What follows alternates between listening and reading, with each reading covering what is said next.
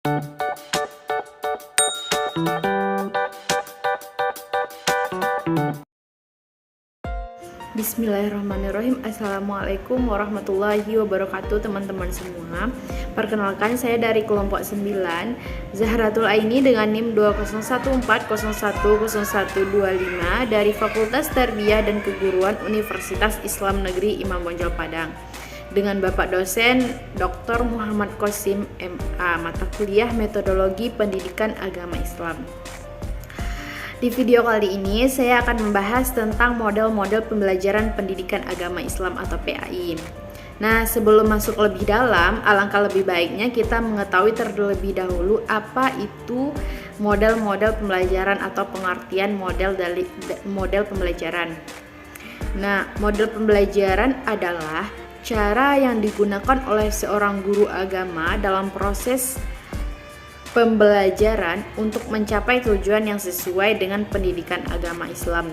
Jadi menurut saya sendiri tidak jauh dengan pengertian tersebut. Model pembelajaran pendidikan agama Islam yaitu sebuah cara atau taktik yang dipakai oleh guru agama untuk memperlancar, mempermudah jalannya pembelajaran yang diajarkan.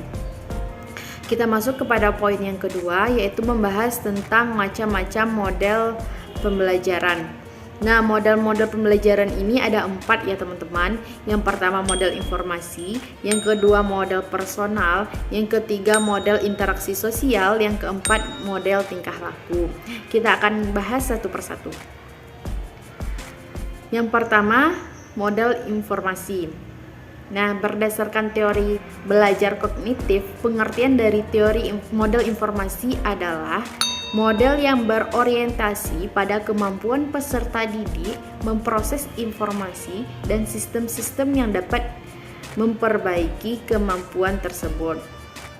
Perkembangan model pembelajaran dari waktu ke waktu terus mengalami perubahan ya teman-teman. Model-model pembelajaran kini mulai ditinggalkan, berganti dengan model-model pembelajaran yang lebih modern. Model pembelajaran proses informasi adalah salah satu dari sekian banyak model pembelajaran yang modern yang menekankan peserta didik mampu memproses informasi yang datang dari luar maupun dari dalam lingkungan peserta didik. Nah, jadi dapat disimpulkan bahwa model informasi adalah model pembelajaran yang lebih mengarahkan peserta didik untuk mampu memproses informasi yang didapatkan dari dalam lingkungan dan luar lingkungan peserta didik, sehingga mengarahkan peserta didik untuk lebih tepat memproses informasi. Nah, yang kedua yaitu model personal. Model personal ini adalah model yang lebih menekankan pada kegiatan peserta didik untuk mengembangkan diri secara optimal. Nah, pada model ini guru atau pendidik membimbing peserta didik untuk berpikir kritis yang merupakan dasar-dasar berpikir ilmiah. Model pendekatan ini merupakan pendekatan pendidik atau guru modern dengan menggunakan metode diskusi dan pemberian tugas. Dalam pendekatan ini, guru lebih berperan sebagai pembimbing dan narasumber bagi peserta didik. Jadi model pembelajaran personal dikembangkan dengan beberapa tujuan. Yang pertama, untuk mengarahkan perkembangan dan kesehatan mental emosional melalui pengembangan rasa percaya diri dan pandangan realistik tentang peserta didik dan toleran terhadap peserta didik. Yang kedua, mengembangkan keseimbangan proses dirinya terhadap orang lain dan kebutuhan dirinya sendiri, dan menempatkan peserta didik lainnya sebagai partner atau teman di dalam apa yang ia pelajari dan mengembangkan potensi yang akan ada pada diri peserta didik. Yang ketiga yaitu model interaksi sosial. Model interaksi sosial adalah model pembelajaran yang beranjak dari pandangan bahwa segala sesuatu tidak terlepas dari realita kehidupan individu, tidak mungkin terlepas dari dirinya, interaksinya, dan orang lain. Nah, model ini bermula dari kenyataan bahwa manusia adalah makhluk. Oleh karena itu, model ini menekankan pada pembentukan dan pengembangan kemampuan peserta didik untuk berinteraksi, masyarakat, bergotong royong, kerjasama yang akan memberi manfaat. Model ini digunakan dapat berupa metode diskusi, kerja kelompok, pemberian tugas, problem solving, drama, dan sebagainya. Nah, model interaksi sosial didasarkan pada dua asumsi, yaitu masalah-masalah sosial dapat diidentifikasi dan dipecahkan melalui kesepakatan bersama, melalui proses sosial dan melibatkan masyarakat. Proses sosial yang demokratis perlu dikembangkan dalam upaya perbaikan sistem kehidupan terarah dan seimbang. Kemudian model tingkah laku. Model tingkah laku yaitu model pendidikan untuk membentuk tingkah laku baru yang dikehendaki. Model ini merupakan penerapan dari teori behaviorisme yang menyatakan bahwa perilaku manusia itu dikehendaki oleh stimulus dan respon yang diterimanya. Dalam praktek pendidikan, pendidik memberi respon dengan perilaku belajaran ini secara berulang-ulang dengan reinforcement atau penguatan hingga terbentuknya perubahan perilaku. Nah, dari 4 model tersebut kita akan membahas langkah-langkah yang poin yang ketiga, langkah-langkah model pembelajaran. Yang pertama yaitu langkah dari model proses informasi. Nah, menurut Rusman, pembelajaran proses informasi ada 9 langkah yang harus diperhatikan oleh seorang guru. Yang pertama, melakukan tindakan untuk menarik perhatian. Kedua, memberi informasi mengenai tujuan pembelajaran dan topik yang akan dibahas. 3. Merangsang siswa untuk melakukan aktivitas pembelajaran, kemudian menyampaikan isi pembelajaran sesuai dengan topik yang telah direncanakan, kemudian memberikan bimbingan bagi aktivitas siswa dalam pembelajaran, memberi penguatan pada perilaku pembelajaran, memberi feedback terhadap perilaku yang ditunjuk siswa, melaksanakan penilaian proses dari hasil, memberi kesepakatan kepada siswa untuk bertanya dan menjawab berdasarkan pengalamannya. Langkah yang kedua yaitu model personal. Nah, menurut Roger ada 5 langkah dalam model pembelajaran. Yang pertama, guru memberikan motivasi agar siswa bebas berekspresi. Yang kedua, siswa dimotivasi untuk mendefinisikan masalah yang dihadapi. Yang kemudian, guru mengklarifikasi berbagai keputusan yang diambil siswa. Dan kemudian siswa menambah pengetahuan yang lebih baik dan beberapa tindakan positif lainnya. Kemudian langkah-langkah model interaksi sosial. Yang pertama, guru mengemukakan masalah dalam bentuk situasi sosial kepada para peserta didik. Kemudian peserta didik diberi tugas atau permasalahan yang dapat dipecahkan. Kemudian dalam memecahkan masalah, peserta didik diminta untuk mendiskusikannya. Lalu peserta didik membuat kesimpulan dari hasil diskusinya dan membahas kembali hasil-hasil kegiatan tersebut. Kemudian langkah-langkah dari model tingkah laku. Yang pertama yaitu menentukan tujuan-tujuan pembelajaran, kemudian menganalisis lingkungan kelas, kemudian mengidentifikasi pengetahuan anak dari peserta didik, kemudian menentukan materi pembelajaran, memecahkan materi pembelajaran menjadi bagian-bagian kecil meliputi pokok pembahasan, menyajikan materi pembelajaran, memberi stimulus, kemudian mengamati dan mengkaji respon yang diberikan siswa, memberikan pengetahuan, memberikan stimulasi baru dan evaluasi hasil pembelajaran.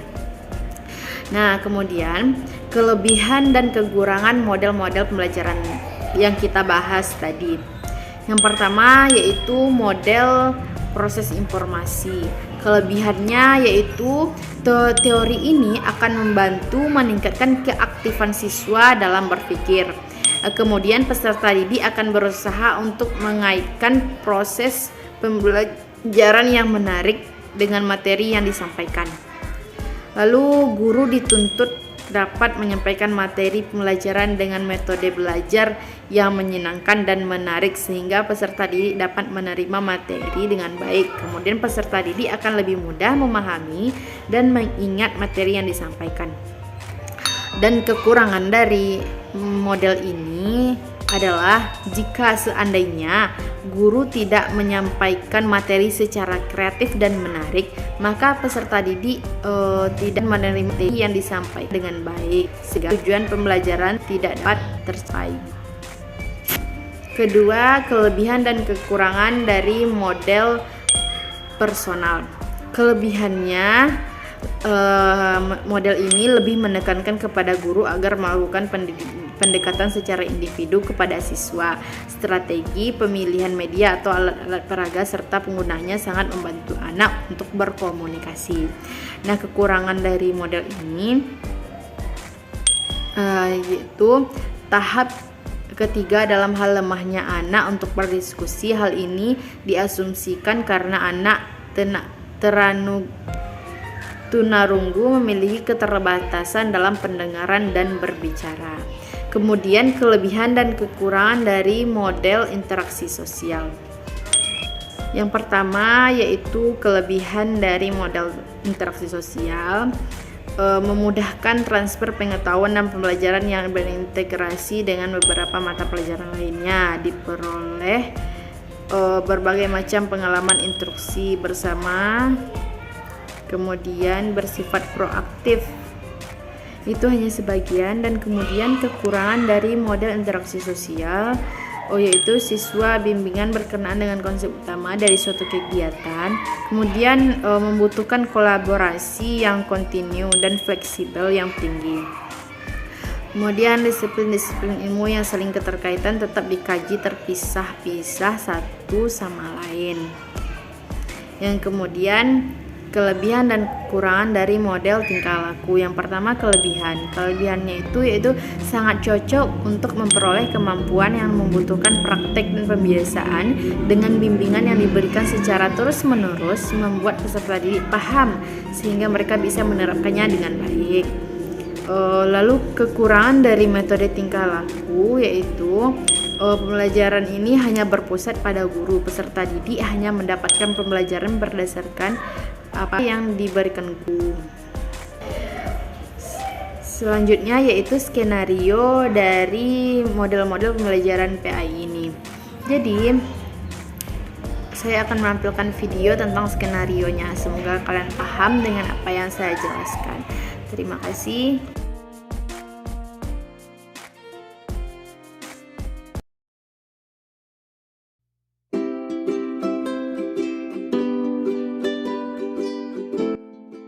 Assalamualaikum warahmatullahi wabarakatuh.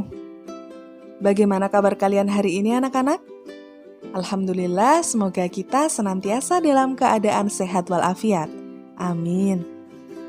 Marilah kita awali pembelajaran pendidikan agama Islam pada pertemuan kali ini dengan membaca doa sebelum belajar. Bismillahirrahmanirrahim. Raditu billahi rabba wa bil islami dina wa bi muhammadin nabiyya wa rasula. Rabbi zidni ilma warzuqni fahma. Amin ya rabbal alamin. Anak-anakku yang sholih dan sholihah, pada video sebelumnya kita sudah belajar mengenai ketentuan-ketentuan dalam berwudu.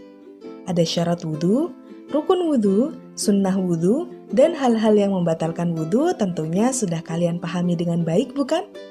Alhamdulillah. Nah, di video kali ini kita akan sama-sama belajar mengenai tata cara berwudu. Setelah mengikuti pembelajaran kali ini, Bu Tifal harap kalian mampu. Yang pertama, mengetahui tata cara berwudu dengan baik dan benar. Yang kedua, menjelaskan tata cara berwudu dengan baik dan benar. Yang ketiga, mempraktikkan tata cara berwudu dengan baik dan benar. Hayo, siapa yang masih sering lupa urutan dalam berwudu? Ada? Baik, jika ada tidak apa-apa. Semoga setelah menonton video ini, urutan wudunya tidak terbalik lagi ya. Nah, agar urutan berwudunya lebih mudah diingat, kita tepuk wudu dulu yuk. Ada yang sudah bisa tepuk wudu? Kita tepuk bersama ya. Tepuk wudu. Niat bismillah dan cuci dua tangan. Kumur-kumur basuh hidung, basuh muka. Tangan sampai ke siku, kepala dan telinga. Terakhir basuh kaki lalu doa. Kita coba sekali lagi ya. Tepuk wudu. Niat bismillah dan cuci dua tangan. Kumur-kumur basuh hidung, basuh muka. Tangan sampai ke siku, kepala dan telinga. Terakhir basuh kaki lalu doa. Baik, sekarang kita akan belajar mengenai tata cara berwudu yang meliputi rukun dan sunnah wudu. Yang pertama adalah niat. Nawaitul wudu'a li raf'il hadatsil asghari fardhu lillahi ta'ala. Yang kedua, membaca bismillah sambil membasuh kedua telapak tangan sebanyak 3 kali. Yang ketiga, berkumur-kumur sebanyak 3 kali. Yang keempat, membasuh hidung sebanyak 3 kali.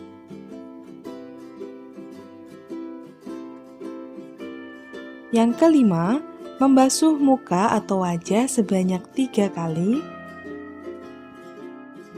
Yang keenam adalah membasuh kedua tangan sampai siku sebanyak 3 kali. Yang ketujuh, mengusap sebagian rambut atau kepala sebanyak 3 kali.